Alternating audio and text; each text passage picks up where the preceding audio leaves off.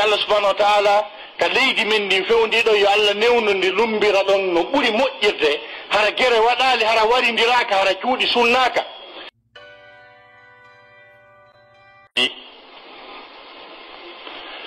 donc ko moƴƴani en ko moƴƴani lagine koyo fof wonu ini hunde wotere ɓe acca guine en ɓen suɓo lanɗo maɓɓe on ɓay ko c'est une alternance maintenant c'est à dire si tawi ko jama on lammini si gollaka jama on ittay mo lammini o ko halda kadi ko mandaji ɗiɗi on tigi marta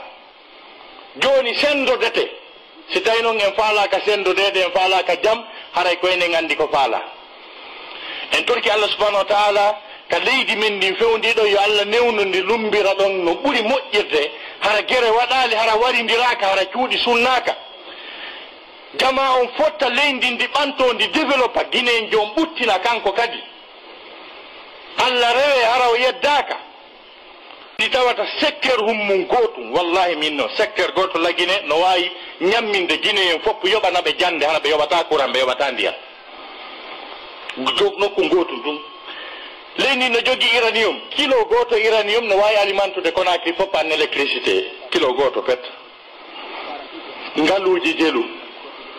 ɗum no jooɗa e hoore mum seeɗa ɓeni no guerde ɗum ko faala ɓeya mayino heege ko ndar taw no wuurira noon si heɓa no joolira taw ko ɗum fewndi taw naafi ñawirgol ɓurani par ce que sa wurali dewal ala ceerno Allah reggil fi ko ñamete kon taw o indi noon daron noon no rewralla walla kum fil ardi mustaqar wa mata'un ila hin si yewte noon fi rewgol taw kaɗen sikka lo bien-être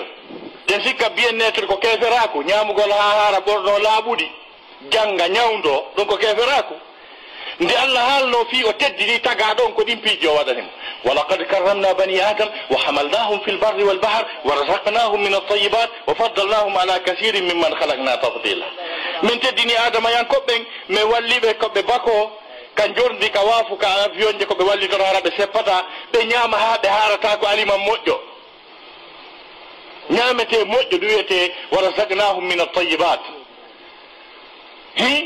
bi hay sa ñaami ko andi ko wiyete malnutrition ko ñaamugol ñaamete goto ha haara sa ñaami maaro ɗum ta ko maaro tun ñaamuɗa ha haarna hara tie malnuri ko wiyete malnutrition mo mankiraɗo noon maaro on kon ɗum wiyetemo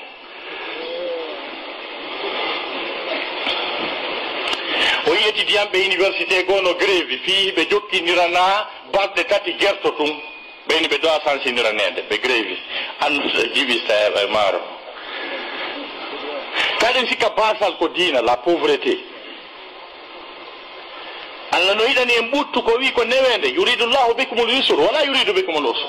litu haɓu fiya hettu haqqe ma ñama a hara janga ñawdoɗa ɓay no woodi donc si guinéɓe ɓen heɓali ce qu'on appelle la prise de conscience le réveil de conscience haɗa ɓe ala e jaam haqqille ɗen fendanoma ɗanninama ko jama mettuɗo findinde ni ko jasa ɗum e koloyru ira tawa anda ko fewndi anda hay hunde ko noon guine en joway kala ka fottuɗon anda e kanko tigi ni fottuɗa e guine en jow anda e kanko tigi ko 100% gon ɗo ata e kanko ni wannoon mo wayno way noon bi Allah tagimo o ari e leydi wiyetedi lagine o wonali e jaam tigi tigi o joni noon wonugol e jaam ñaama ha hara ɓorno laaɓuɗi ñawdo janga ɗum koye diina jeeyami yiya toon Allah yiɗana en soñdia heege e tampere joni leydi ndi anndanɗa hoorema miskino naada e ɓiɗɗo mum debbo l'école yeeya ka yaasi rondo jindina yoɓanamo janga ha fewndo bac wiye on ji o watta bac fimo tiggi waɗɗo mini jip pantalon kañum no wawi wadde bac o tiggiɗoɗa watta bac ko darugol taw si ɗum acce taw si tiggiɗo janggay si a juula e jaam si natatake ka juulirde felleɗa curkiɗa juulde toon ko ɗum fewndi taw noon si haalo e fi ñawiroygol ɓurana taw donc no majjere no yurmi no woodi wonɓe wuulude ka diina ɓe tata ɓe hewtali hay jentagol hay batagol woɓɓe goo ɓe jentoɓe ɓe hewta sakko ɓe woola ko ɓen créani tagol ndegal bala o donc musidɓe julɓe tedduɓe lagine ko guine en fuu jeeyi lagine foppu no fota ɗo leñol hay gotol ɓurangol ha ɗo e nder piiji adda Allah fof constitution ji ɗi men jangi ɗin ka droit c'est notre spécialité. Étudier les nations et leur constitution, leur mode de vie, la société, c'est notre spécialité. Mais leydi ndi mi yindi tawata ko wiyete les 4 régions naturelles e nder pays jarnallam fof ko lagine tum mi yiɗo. C'est-à-dire ko région ji naturelle ɗi tawata ɓe telen ɗa ko kamɓe ɗon ko naturel. Si woni Fouta, si woni Haute-Guinée, si woni Basse-Guinée, si woni Guinée forestière, c'est des régions naturelles. Comme boraɗo to goɗɗo e ɓeeɗo fof kadi no marno dartinoɓe porto wi natata. Siko Fouta Almami Boubacar Biro en no toon, Alpha Yaya en no toon, ɓe wi no porto natta. Si tawi kaka foore leyto Zebela Toba en no toon wi no porto natta. Siko Basse-Côte Gina Salifou en no ga ɓe wi no porto natta. Si tawi ɓi mana ko Haute-Guinée Almami Samori en no toon wi no porto natta. Ko mboy ɓeeɗo wawi yaltinde goɗɗo e ndi. Donc ko moƴƴani en ko moƴƴani lagine koyo fof wonu imi hunde wotere ɓe acca Guinéen ɓen suɓo lanɗo maɓɓe on ɓay c'est une alternance maintenant. C'est-à-dire si tawi ko jama on lammini